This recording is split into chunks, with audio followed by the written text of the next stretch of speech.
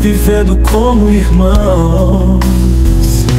No partir do pão, união, vivendo em comunhão, sem fazer distinção.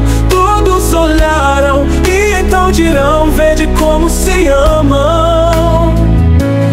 E entenderão o que é religião sem opressão, vivendo como irmãos.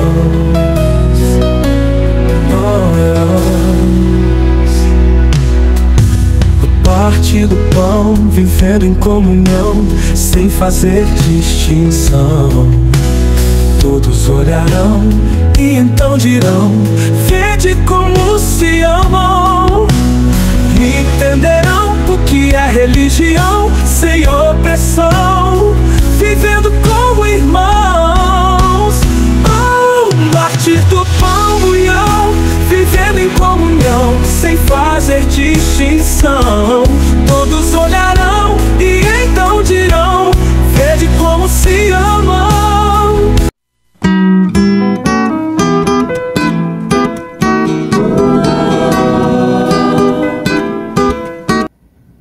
Nos tempos de Jesus, como nos que vivemos hoje, os contextos são, com certa semelhança, marcados, infelizmente, por sangue vermelho, como se fosse tinta, jorrado pela violência que vem de uma estrutura e de uma superestrutura social de dominação marcadamente violenta, hostil e que despreza as pessoas que eles definem que devem ser as mais vulneráveis, as que margeiam o extremo da exclusão para sofrerem, sendo vítimas, a violência que se derrama de cima. E muito interessante é isto, lamentável e negativamente interessante, que tal desvalor produzido pela dominação penetra todas as realidades, as consideradas mais nobres, inclusive. Como, por exemplo, o ambiente de formação cultural e até de profundidade religiosa. E as tais famílias que também proclamam ser superiores e serem consideradas acima de tudo, ao lado de Deus, acima de todos, também se tornam ambientes de reprodução da violência dominante, carregada da reprodução do repúdio e da exclusão das pessoas mais humildes. No Evangelho de hoje, que temos dois segmentos alvos da barbárie produzida pela sociedade dominante, ou por agentes dessa sociedade. Já no início da leitura, aí no versículo 2, vocês se depararam com a afirmação de que alguns fariseus se dirigiram a Jesus, se aproximaram dele para colocá-lo em prova. Hoje nós chamaríamos isso de provocação, de incitação ao nervosismo, à instabilidade e ao ódio, provocando Jesus para que ele se desgastasse e produzisse ódio, tanto quanto os provocadores costumam fazer nas suas próprias vidas. E eles perguntaram sobre a questão do repúdio à mulher e sobre a própria condição feminina. se era justo os homens pedirem carta de repúdio e mandarem as mulheres embora através do divórcio.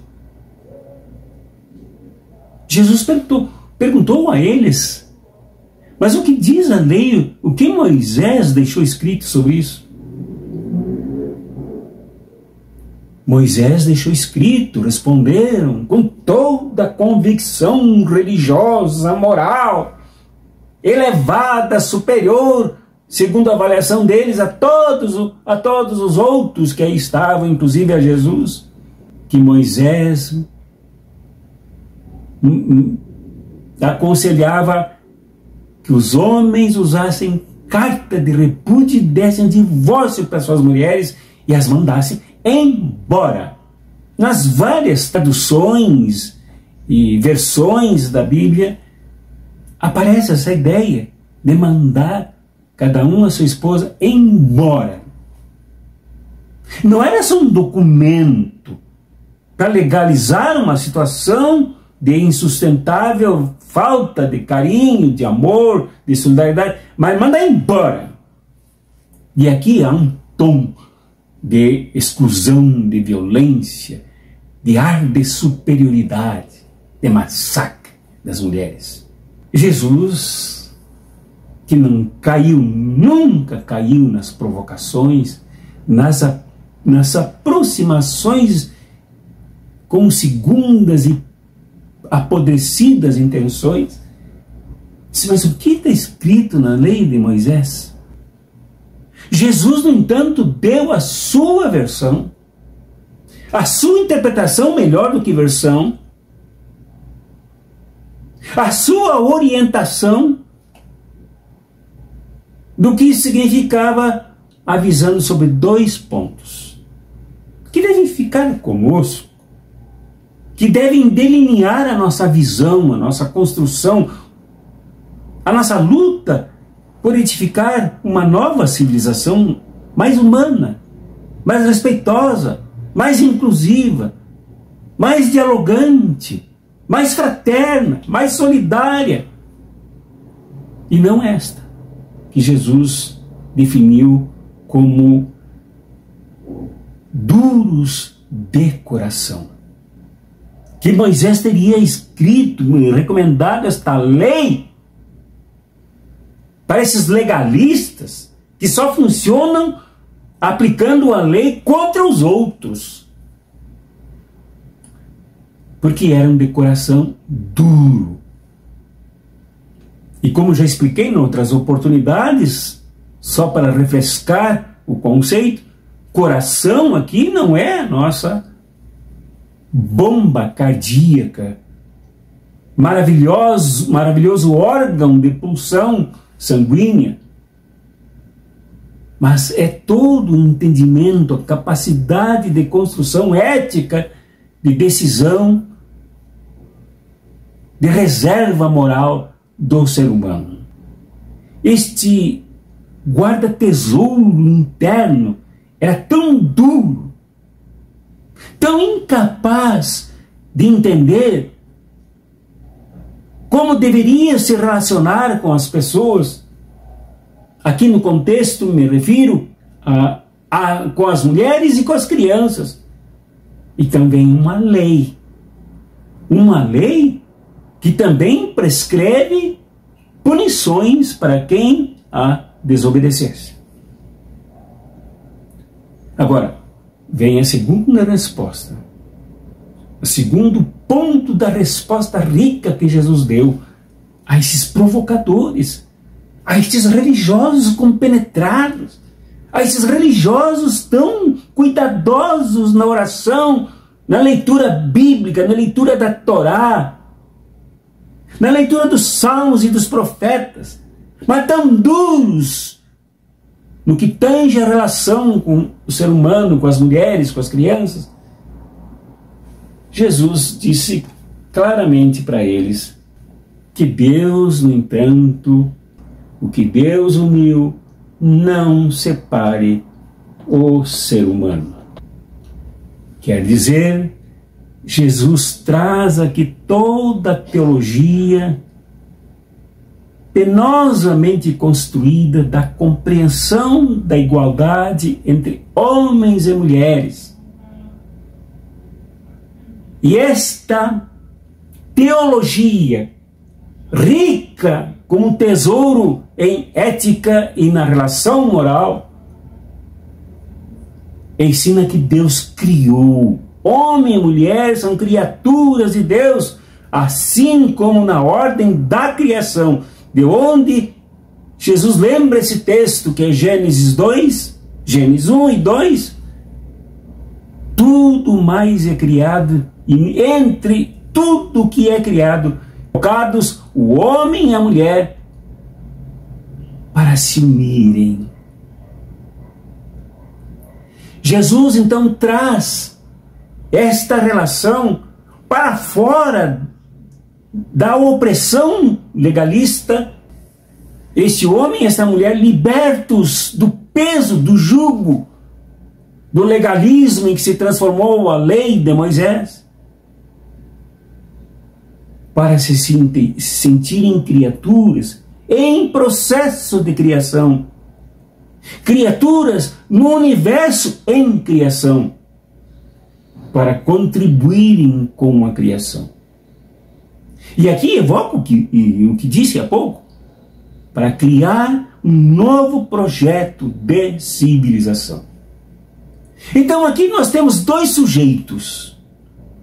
O primeiro é o grupo dos legalistas, dos fariseus, dos provocadores, daqueles que se consideram melhores e acima de todos e de todas. Aqueles que fazem convênios, fazem alianças, fazem acordos por cima com os opressores de outras culturas, de outras economias, de outros impérios, para massacrar os que estão por debaixo.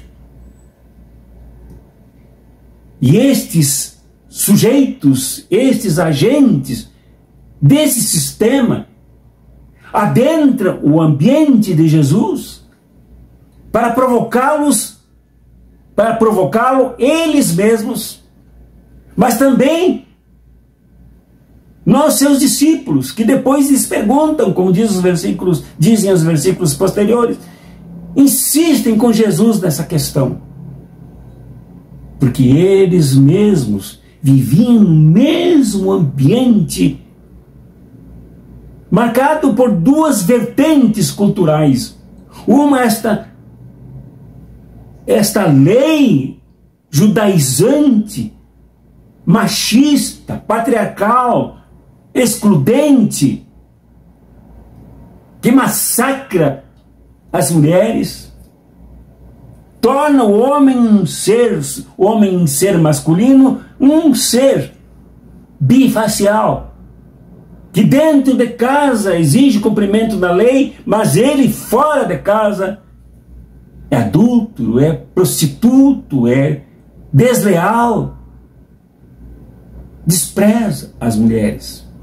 Como se viu no caso, por exemplo, da mulher arrastada em flagrante adultério, acusada e encontrada em flagrante adultério, conforme conta João 8. Jesus os desmascarou, tanto que não tiveram coragem de cumprir a lei de Moisés que eles interpretavam e seguiam como bem entendiam. Estes agentes se distribuem nas sociedades humanas e se esforçam para inocular em todos os ciclos relacionais a sua dominação, o seu repúdio, o seu desprezo.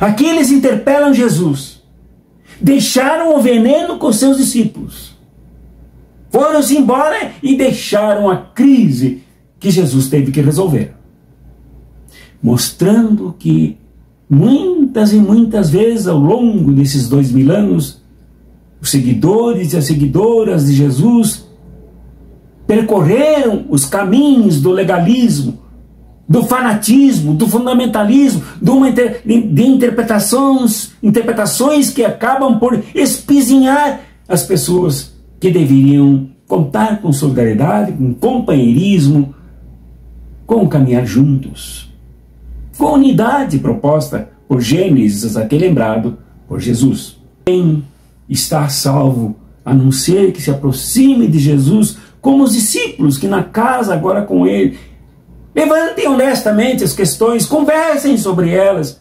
exponham os seus preconceitos, as suas fragilidades culturais, relacionais, para que Jesus as pode, as limpe, as afaste, as coloque no devido lugar, que é o lixo da história.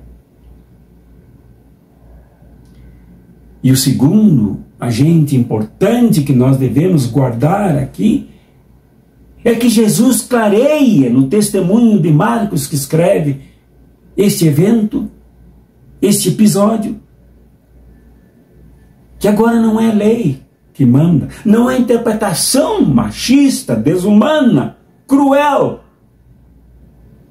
como representação da dominação mais desumana que pode acontecer, que orienta os seus discípulos e discípulas, que orienta a construção de uma nova civilização.